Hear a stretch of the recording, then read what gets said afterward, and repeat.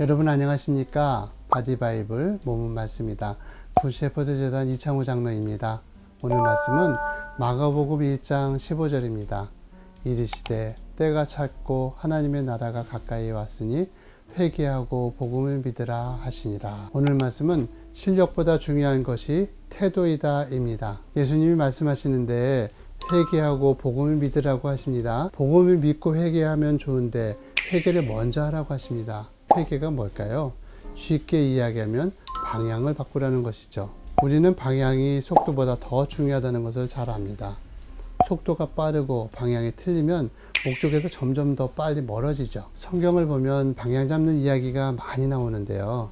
베들레헴에 살던 엘리멜렉과 나오미 가족은 방향을 잘못 잡았습니다.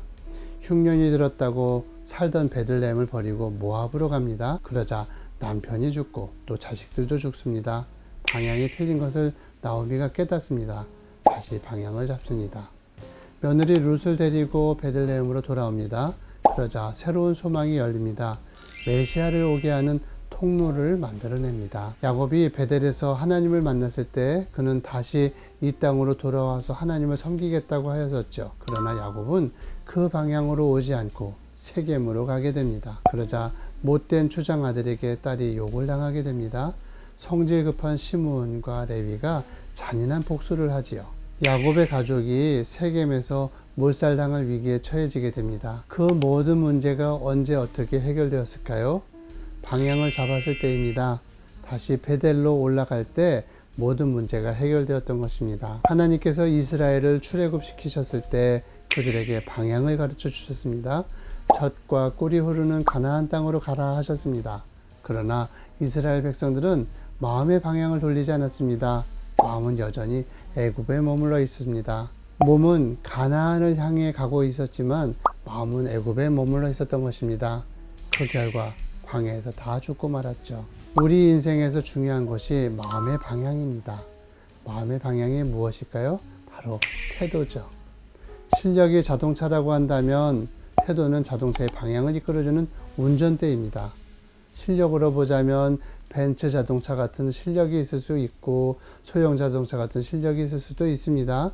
많은 실력을 가진 사람들이 있을 수 있고 실력이 약한 사람이 있을 수도 있습니다. 그러나 서울에서 부산을 간다고 하면 벤츠든지 소형차든지 문제가 되지 않습니다. 문제는 운전입니다. 누가 어떻게 운전을 하느냐, 올바른 방향으로 가느냐의 문제죠. 내가 어떤 실력을 얼마나 가졌느냐의 문제가 아니라 어떤 마음의 방향을 가지고 사느냐, 어떤 태도를 가지고 사느냐가 중요한 문제인 것입니다. 한 단체에서 우리나라 직장인들을 향해 설문조사를 했습니다. 당신은 스스로 뛰어나다고 생각하는가? 라는 질문에 아주 그렇다. 1번에 표시를 한 직장인들은 71%였습니다.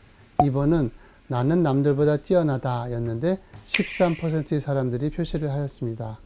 우리나라의 직장인들 중에서 87% 정도는 스스로 자기 자신이 실력이 있다고 생각한다는 것입니다.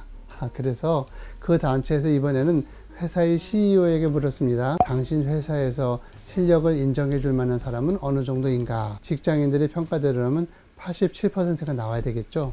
그러나 CEO들이 인정해 줄 실력 있는 사람들은 8%에 지나지 않았습니다. 왜 8%만 인정을 받았을까요?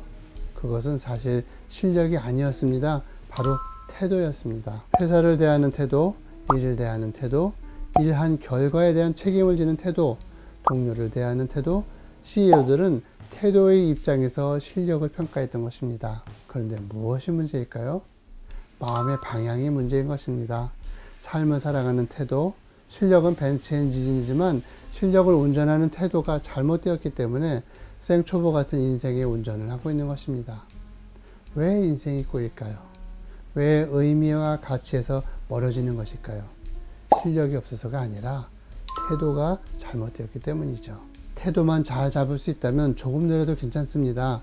다른 사람들은 자동차를 타고 가고 나는 걸어가지만 빠르고 늦는 것은 중요하지 않습니다. 마음의 방향만 잘 잡았다면, 삶을 대하는 태도만 올바르다면 분명 가치 있고 옳은 길로 가게 되어 있습니다. 이상으로 선한 목자를 따르고 싶은 이창호 장로였습니다. 오늘도 여러분의 실력을 바른 태도로 운전해 보시기 바랍니다.